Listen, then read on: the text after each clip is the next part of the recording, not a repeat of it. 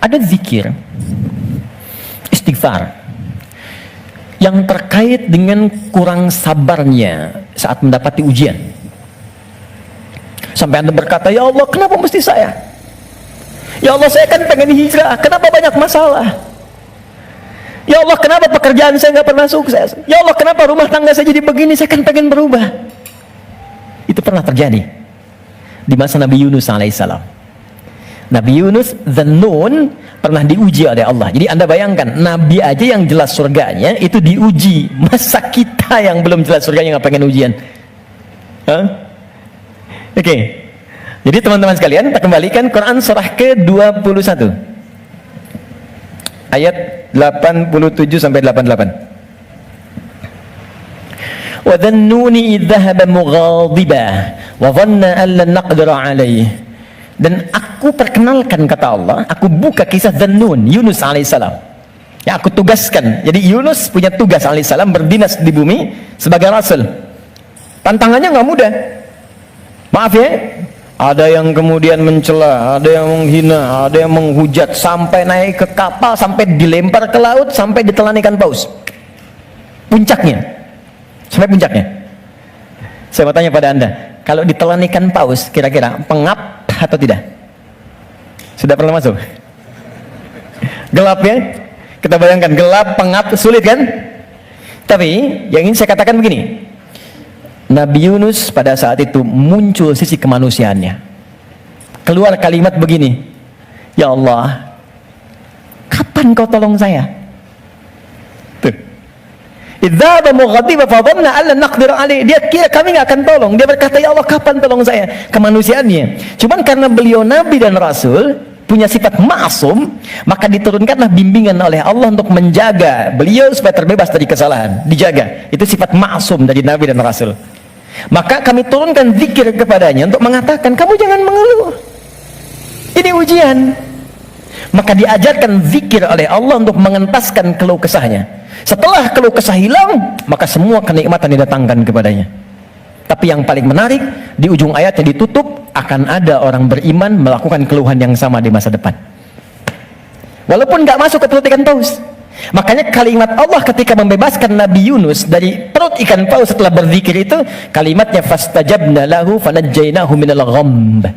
Kami cepat jawab doanya. Jadi begitu berzikir, dikabulkan oleh Allah, ditutup semua dosa-dosanya.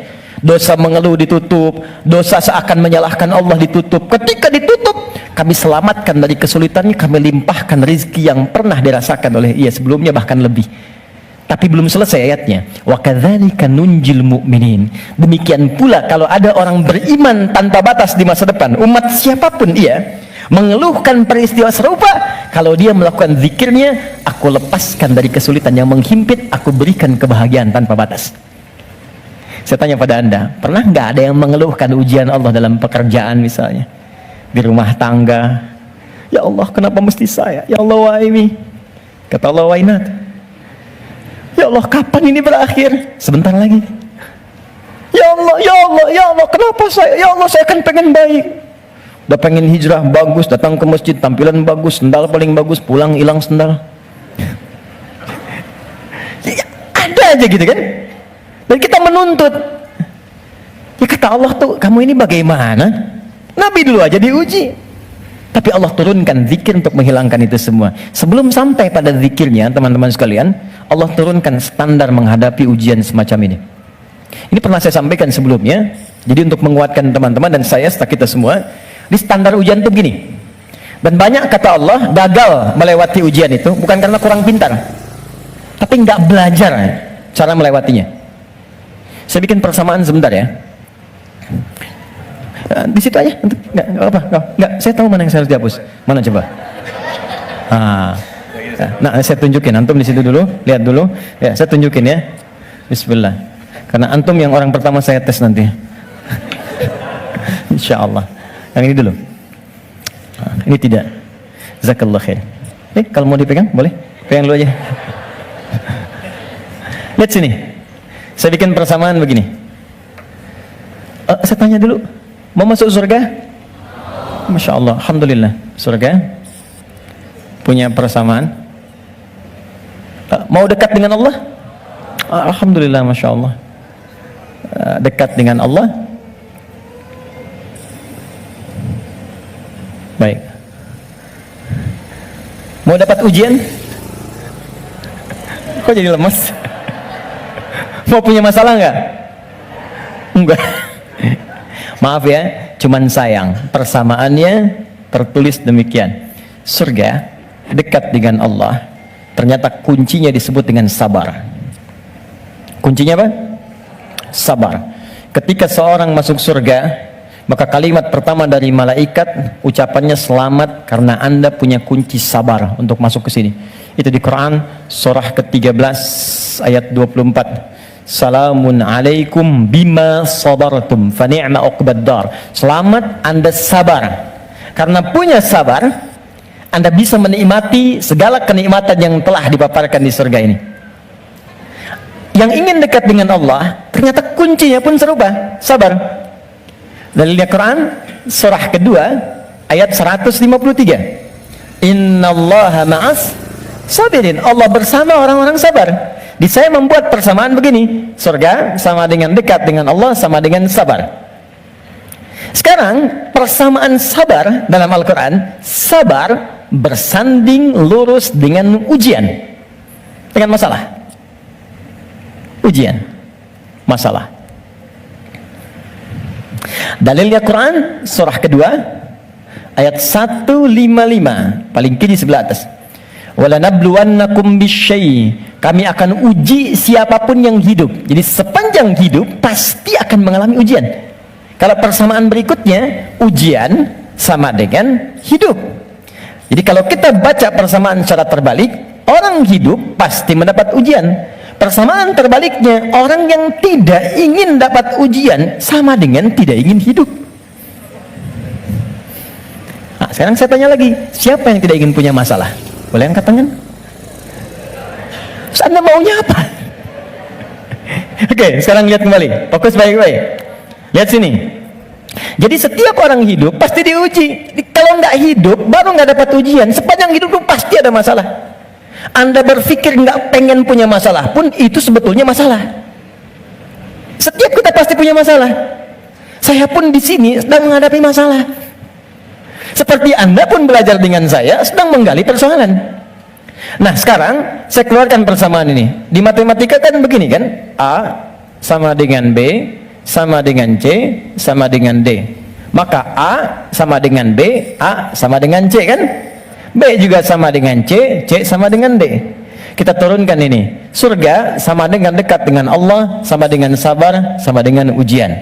Maka kalau kita turunkan, orang yang mau pengen ke surga sama dengan ujian, pengen dekat dengan Allah sama dengan ujian, pengen sabar sama dengan ujian. Jadi kalau Anda ingin mendapatkan surga, pasti dapat ujian, karena surga itu kunci untuk mendapatkan nikmat Allah. Dan untuk mendapat nikmat Allah, sabar. Untuk sabar ada ujian. Jadi ujian itu kunci untuk ke surga. Ujian itu kunci untuk dekat dengan Allah. Jadi makanya berbahagialah ketika sedang punya masalah. Artinya itu mendekatkan Anda untuk dekat dengan Allah. Coba ibu kalau nggak diuji dengan perilaku suami yang kurang menyenangkan, ibu nggak akan mungkin nikmat tahajud malam hari minta sampai berderai air mata. Kenapa jadi ketawa? Antum kalau nggak diuji dengan ujian pekerjaan, nggak akan nikmat antum puasa. Bukankah tahajud datang saat pekerjaan mulai macet? Saat akhir bulan uang belanja belum keluar? Baru kan mulai ya Allah. Terus puasa, terus baca Quran. Di kadang-kadang ujian itu muncul supaya kita bisa menikmati kedekatan dengan Allah. Di ketika Anda mengatakan, ya Allah, aku ingin ke surga Firdaus, baik, nih ujian, ini masalah. Cuman supaya gampang mengatasi itu, diturunkanlah fikihnya, muncul caranya. Bagaimana supaya ringan menghadapi ini? Jadi bukan gelar yang dibutuhkan di sini, pelajaran. Anda nggak belajar, nggak lulus ujian. Sekarang ini ada ujian kehidupan, nggak dipelajari, status Anda setinggi apapun gagal. Bagaimana rumusnya? Sebelum kita ke kalimat yang kita akan bacakan, maka turunan di Al-Quran. Ada 3 rumus. Pertama, kalau Anda sedang menghadapi masalah, kalau tidak ingin rumit, baik di kantor, di rumah, dimanapun, pertama kata Allah berlaku Quran surah kedua ayat 286. La yukallifullahu nafsan illa. Ini nih rumusnya. Prinsip pertama, tolong tanamkan dalam jiwa kita. Mustahil Allah menguji seorang hamba di luar batas kemampuannya. Kalau kita bahasakan ini ke dalam bahasa psikologi, itu akan menenangkan jiwa kita. Kalau Anda sedang diuji, katakan, kata Al-Quran, bisa, mampu. Karena mustahil Allah menguji kalau Anda nggak mampu. Teman-teman maaf ya, yang mampu itu Anda, bukan saya. Ketika Anda punya masalah sebesar apapun sekarang, Anda mampu, saya tidak. Karena itu Anda yang diuji, bukan saya. Allah menilai Anda mampu. Kenapa Anda pesimis? Allah menciptakan kita mengatakan Anda mampu. Kenapa kita yang diciptakan pesimis? Nikmati saja, katakan pasti bisa. Mampu saya. Kita yang punya ayatnya, orang Jepang yang praktekkan. Bahkan dia bikin benteng Takeshi.